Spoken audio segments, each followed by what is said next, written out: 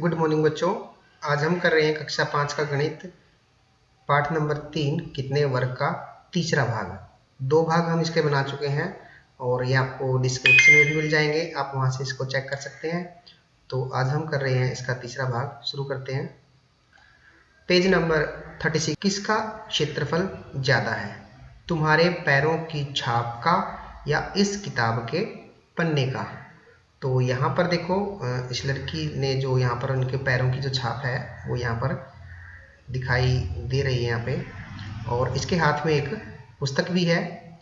तो इन्होंने पूछा है कि इन दोनों में किसका क्षेत्रफल ज़्यादा है। क्षेत्रफल जो हमने पिछले वीडियो में भी किया था, जैसे ये बुक है ना, तो इस बुक को हम मापेंगे और इसकी लंबाई और चौड़ाई इसको आपस में क्या कर देंगे, गुणा कर देंगे।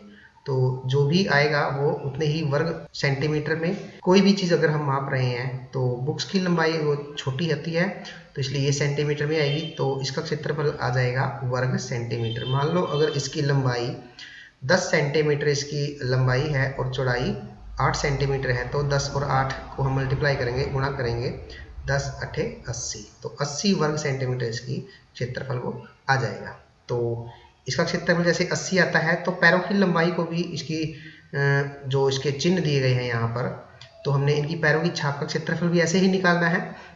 बीच में जो इसकी छपाई है, जितने वर्ग बनते हैं इन दोनों को हम योग करके इन दोनों का तो मिला के देखेंगे, दोनों का कंपैरिजन करेंगे, तुलना करेंगे किसका ज़्यादा है, तो आप ये कर लोगे।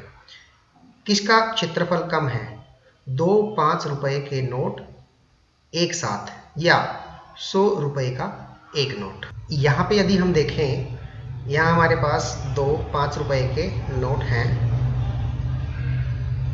और एक है 100 रुपए का नोट। तो इसमें आपको क्या पता करना है कि इसमें किसका जो क्षेत्रफल है वो ज़्यादा है। तो आपको क्या करना है, आप इन दोनों नोटों को इकट्ठा रखेंगे और इसकी लंबाई को आप स्केल से या किसी भी ऐसी वस्तु से आप माप सकते हैं। तो मान लो इसकी लंबाई है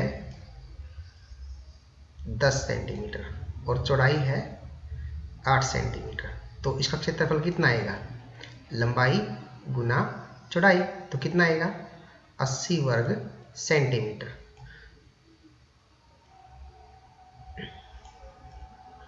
और अगर हम 100 की बात करें, 100 के नोट की बात करें, अगर इसकी चौड़ाई मान लो 5 सेंटीमीटर है और लंबाई जो है इसकी 17 सेंटीमीटर है, तो इसका क्षेत्रफल क्या आएगा। तो देखो, दोनों जो आकृति है एक आयत का रूप ले रखा है और ये भी एक आयत ही है, तो इसकी लंबाई और चौड़ाई जो आमने सामने की वो भुजाएं जो होती है वो बराबर होती है। तो इसका क्षेत्रफल हम कैसे निकालेंगे, लंबाई और चौड़ाई की आपस में गुणा, तो 5 गुना 17 कितना आएगा 85 वर्ग सेंटीमीटर। तो इन दोनों में आप अंदाज़ा लगा सकते हैं, ये हम वैसे बता रहे हैं आपको, लेकिन आप जो एक्चुअल में इनकी सेंटीमीटर में लंबाई होगी, आप वही इनका प्रयोग करके और इनकी तुलना करोगे कि किसकी लंबाई या किसका क्षेत्रफल कम है, किसका क्षेत्रफल ज़्यादा है। अगला सवाल है, 10 रुपए के नोट को ध्यान से देखो, क्या इसका क्षेत्रफल 100 वर्ग सेंटीमीटर से ज़्यादा है। तो यहाँ पर हम क्या करेंगे, 10 का एक नोट लेंगे और इसकी लंबाई और चौड़ाई को हम नापेंगे और उसके बाद इसका हम क्या करेंगे, लंबाई और चौड़ाई जितनी भी आएगी उसको गुणा कर देंगे, और गुणा करने के बाद हम क्या देखेंगे कि वो 100 वर्ग सेंटीमीटर से कम है या ज़्यादा है। तो आप ये नोट करेंगे। आगे है, क्या नीली आकृति का क्षेत्रफल पीली आकृति के क्षेत्रफल से ज़्यादा है, और ज़्यादा है तो क्यों है। तो यहाँ पर हम देखेंगे, जो नीले वाली आकृति है और पीले वाली आकृति है, क्या दोनों आपको अलग अलग दिखाई दे रही हैं। यस, दोनों अलग अलग हैं, लेकिन यदि यहाँ पर आप देखें, ये जो आकृति है इसके हमने 2 भाग अगर कर दिए हैं, तो इसमें क्या है, यहाँ से और यहाँ तक ये इसके 2 भाग हैं, और ये वाला जो भाग है, अगर हम इस भाग को उलट के यहाँ पे लगा देंगे, देखें आप,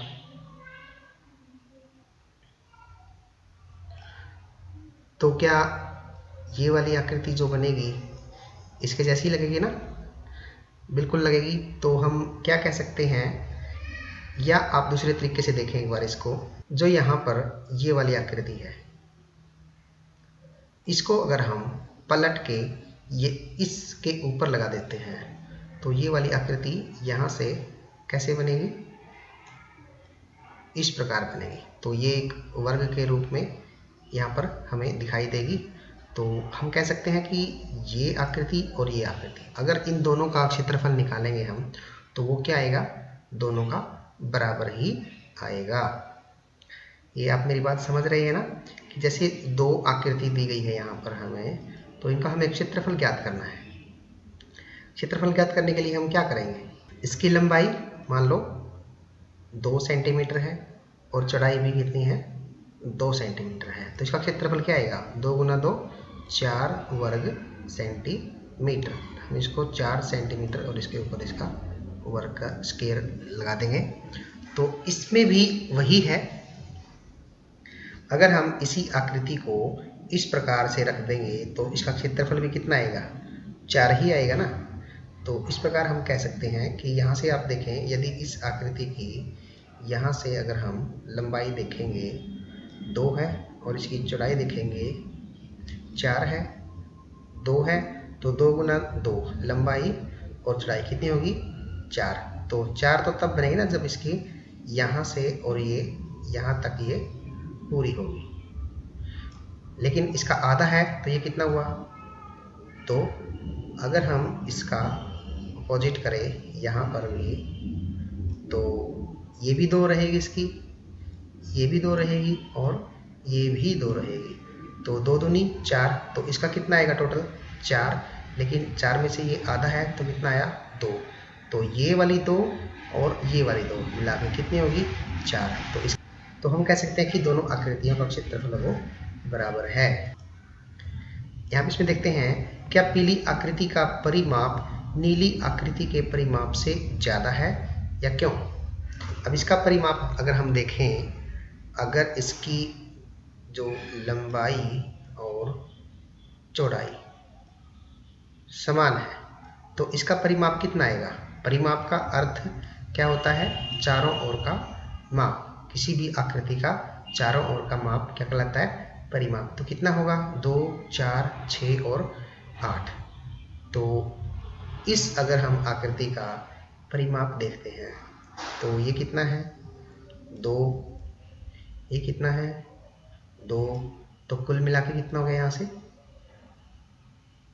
4। और ये यहाँ से लेके यहाँ तक और यहाँ से लेके यहाँ तक अगर हम इसकी बात करें तो ये कितनी होगी?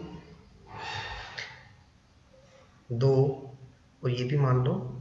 तो हमें क्या मिलेगा यहाँ से? 4 हमारी ये होगी, 2 यहाँ से होगी और 2 यहाँ से होगी। तो टोटल कितना हुआ? 8। तो इनका परिमाप बराबर नहीं है, लेकिन इनका क्षेत्रफल जो है वो क्या है? बराबर है। तो हम कह सकते हैं पीली आकृति का परिमाप नीली आकृति के परिमाप से कम है। मेरा हाथ कितना बड़ा? अपनी हथेली को अगले पृष्ठ पर चौकोर खानों पर दिखाओ। तुम यह कैसे मालूम करोगे कि किसकी हथेली बड़ी है, तुम्हारी या तुम्हारे दोस्त की? तुम्हारी हथेली का क्षेत्रफल कितना है? तो आपको ये वर्ग सेंटीमीटर में लिखना है। और तुम्हारे दोस्त की हथेली का क्षेत्रफल कितना है, उसे भी वर्ग सेंटीमीटर में लिखना है। तो चलते हैं हम पेज नंबर 37 पर। तो बच्चों आपको क्या करना है? आपको अपनी हथेली जो है इसके ऊपर रखनी है और पेंसिल से इसको ड्रॉ कर देना है। और उसके बाद क्या करना है, आप देखेंगे कि जितने जितने वर्ग आपकी हथेली के अंदर आएंगे तो आपने उनको यहाँ से काउंट कर लेना है कि कितने वर्ग में आपका जो हाथ का निशान है वो बना हुआ है। इस प्रकार आप एक चौकोर या आप चौकोर बना सकते हैं। चौकोर बनाने के लिए क्या करेंगे आपको एक यहाँ पर जैसे आप यहाँ से इसको बना सकते हैं ऐसे,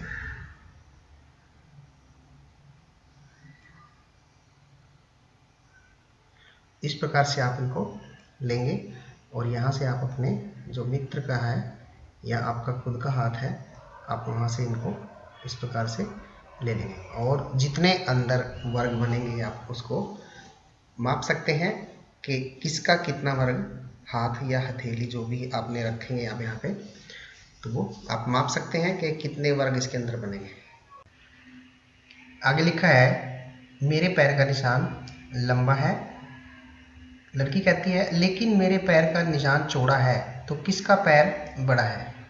तो आप यहाँ से इनके जो दोनों पैरों के निशान हैं, आप इनको लंबाई और चौड़ाई आपस में गुणा करके आप इनका क्षेत्रफल निकाल के बता सकते हैं कि किसका जो पैर है वो ज़्यादा उसका बड़ा है। मेरे पैर के निशान, किसके पैर का निशान बड़ा है, तुम्हारा या तुम्हारे दोस्त का? तुम यह कैसे पता लगाओगे? चर्चा करो।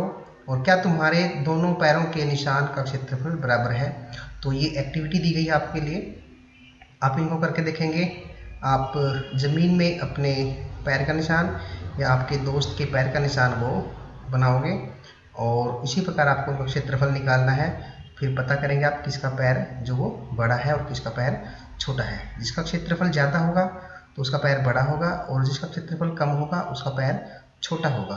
ठीक है, तो बच्चों ये आपको एक्टिविटी करनी है और आपको एक एक्टिविटी ये दी गई है कि आपको दोनों पैरों के निशान का क्षेत्रफल निकाल के उनको देखना कि दोनों बराबर है या छोटे बड़े हैं। तो आज के लिए हम इतना ही करेंगे पेज नंबर 37 तक।